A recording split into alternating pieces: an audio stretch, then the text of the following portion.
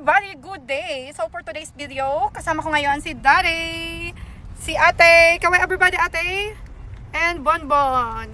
Hi Bon! So for today's video, ay papunta kami ngayon sa Las Piñas, sa Sucat, Parañaque, para magpunta doon sa aming landlord, doon sa aming small business guys.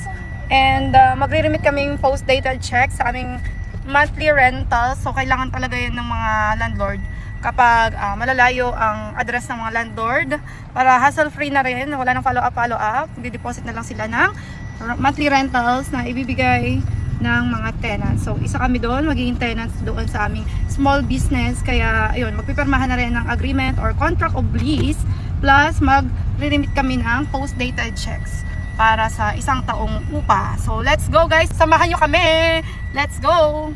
Hi guys, so nasa expressway na nga kami. At darating daw kami doon ng 3:22. So possible yung mga 3:30 kung may traffic pa kaming madadaanan ng bonggang-bongga. So mga 1 hour din palang biyahe, kasi nasa express na nga kami. At si Von Merrick natutulog na siya. Si Ate Venice nagpa-practice na ng line niya para sa Pen Pen de Sara Pen. Parang maldita ang kanyang line dyan. Kaya good luck sa'yo girl. At eto, may workshop pala tong dalawang to. Si Bonbon sa guitar naman, si Ate Venice at sa piano lesson naman. Thanks po pala sa aming Puting Mayora dahil ayun, may pa-pre-workshop po at i-grab natin yung opportunity kasi sayang din, di ba? So let's go guys. Maya update tayo kapag nandun na tayo. And now, nandito na kami sa mag-iiwan ng ID kapag walang sticker. Ayan, entry. Tandaan mo ito ha. Kasi hindi tayo makakalabas. Marami itong labasan. Concha Cruz. Oh. Concha Cruz. Tandaan mo to. Grabe guys, ang gaganda ng bahay dito sa BF Parañaque. Parang may mga artista siguro dito, or alam nyo na, mga mayayaman, mga big time.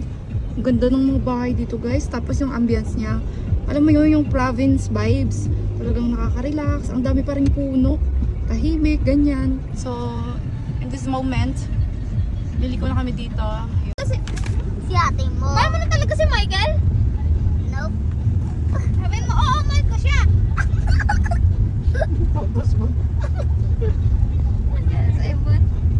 Hindi, kung mahal mo siya, hindi mo siya babaguhin. Paano mo? Get okay. Okay. Grabe, gasolina. Ang sakit mo na sa bulsa. Di ko na kaya. Paano na kami? Ano? Ano masakit sa bulsa? Sobrang sakit. Mag-e-bike na lang tayo next time. Eh, Ha? gusto ko e-bike eh. Bakit? Favorite ko e-bike. Tipid sa gas? Yeah.